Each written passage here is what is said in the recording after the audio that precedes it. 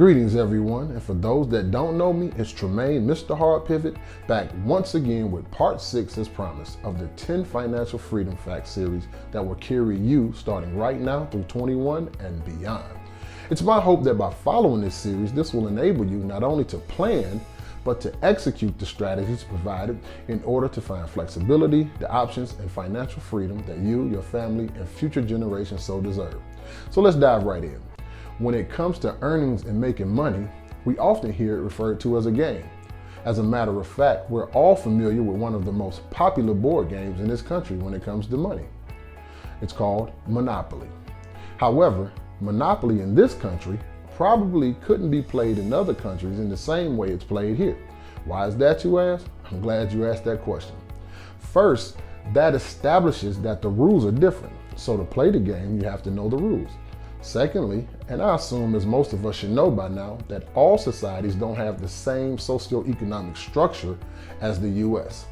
For example, communism, and this is straight out of the book, a socio-economic order structured upon the ideas of common ownership of the means of production and the absence of social classes.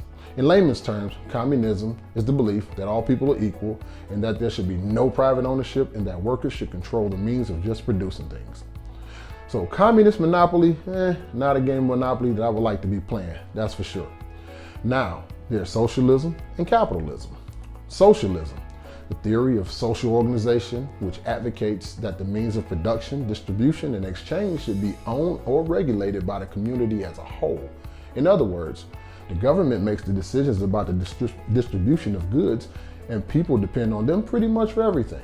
The theory is that this system keeps crime down, stress levels down, because essentially everyone is benefiting equally. Capitalism, on the other hand, is the system based on the private ownership of the means of production and the creation of goods or services for profit. In layman's terms, once again, an economic system in which the country's trade and industry are controlled by private owners for profit rather than by the state. This encourages entrepreneurship because the people control the resources and the labor. The pricing is all controlled by the businesses, which is ultimately driven by supply and demand. See, in this game, the rules state that you have the same opportunity to buy, sell, and trade as the next citizen.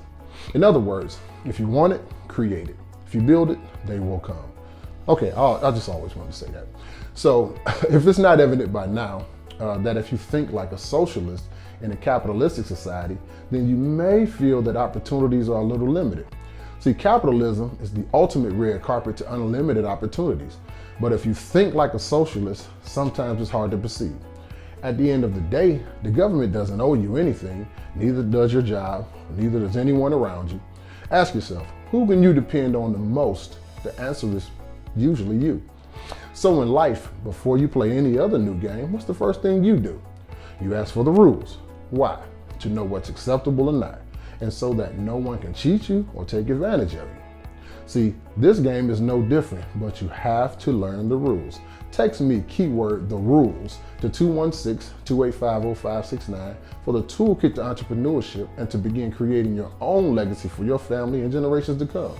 Again, text me the rules to 216-285-0569 and I will respond to you personally to get you started down the road to entrepreneurship. And as always, remember this, I don't know you, but I believe in you. So why don't you?